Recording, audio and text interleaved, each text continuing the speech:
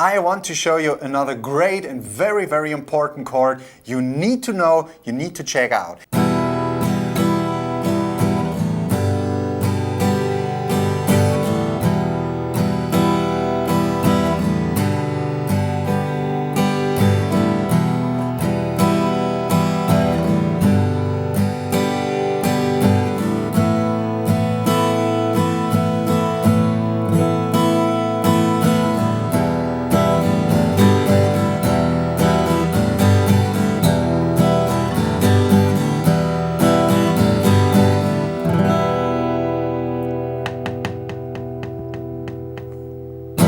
You're probably here because you saw already part 1 and 2 of those video lessons for beginners. If not, you should. Check them out in the video description because it's important for you to know all the other chords you need to know so you can play thousands of songs. I mean, this is actually no joke. You might think as a beginner you're not capable of playing a lot of songs in the beginning, but I assure you, if you stick to those chords I show you in those series here, you will be able to play thousands of songs. After a while, if you, for example, play 2 months, 5 minutes a day, the time you have on your hands, you will find out how easy it actually is to recognize songs. I mean, there is songs I already played in the intro which have like the G major chord, which I want to show you in this video. The roof is on fire, the roof, whatever, or Nirvana. There's the G chord, the E minor chord we did in the first lesson, for example. You have other famous songs like Knocking on Heaven's Door, G. Some other chords too, yes, but you have G in there.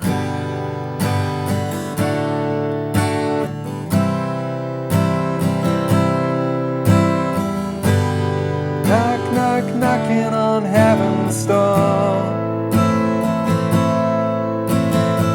Paradise City by Guns N' Roses.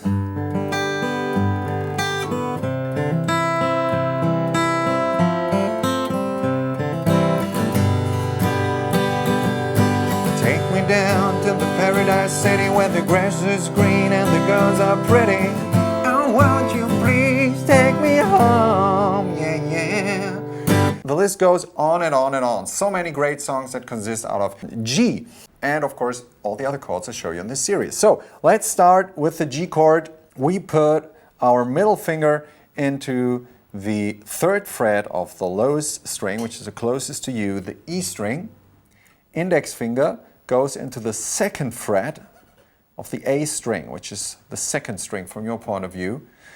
And then the ring finger goes into the 3rd fret, 1, 2, 3, of the highest string, although it's at the bottom, we call it the highest string because it's sounding pretty high, and this string is sounding pretty low. Low, high. This is the high E string, this is the low E string. So 3rd fret, 2nd fret, 3rd fret. All 6 strings, and we can go. We'll try again to make sound all those 6 strings, one after the other.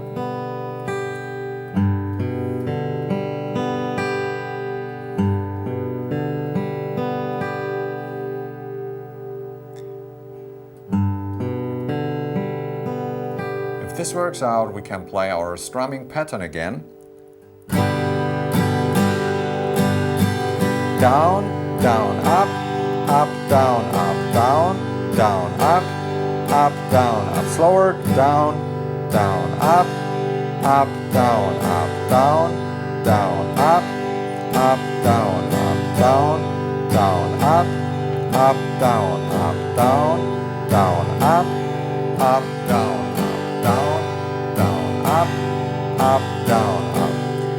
and so on. When this works out, the chord itself, we go to another chord to get some music going on there. We change between the E minor chord and the G major chord. So it's E minor and G. E minor, G.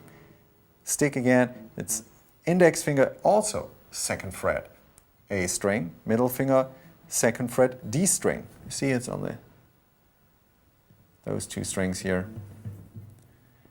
And if you take a close look, you see that the G major, the G chord, and the E minor share the index finger in the second fret of the A string.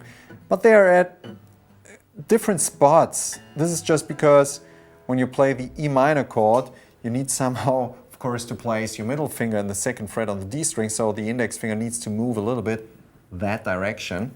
But for the G chord, it still stays in the second fret, but it moves a little bit up the neck, because you remember the easiest way to create a note on a guitar string is when you're as close to the fret as possible.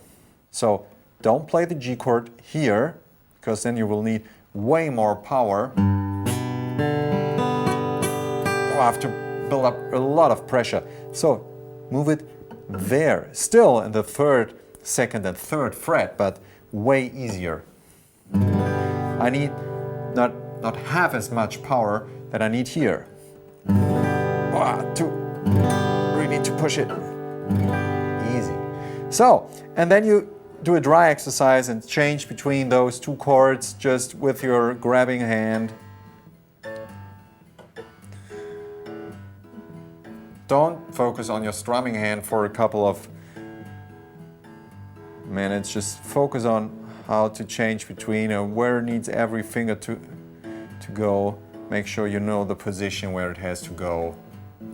And then you bring in just one strum pattern, E minor, go to the G, and back to the E minor.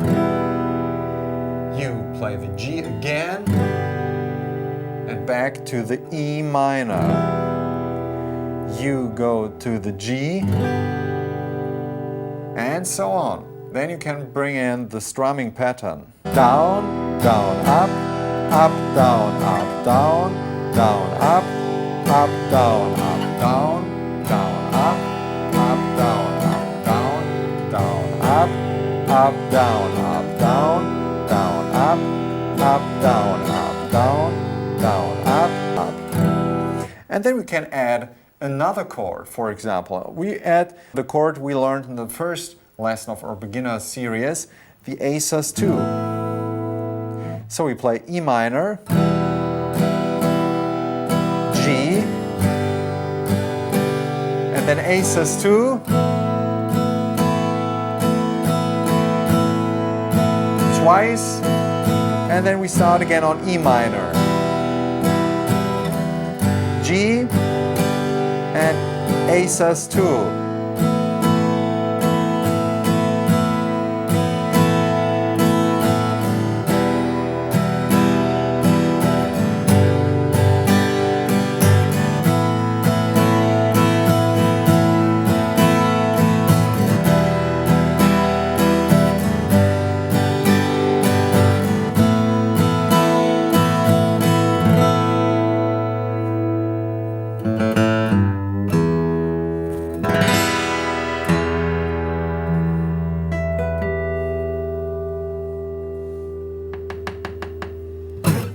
Yeah, I hope you can master the G chord in a couple of minutes, days, weeks. Give yourself time.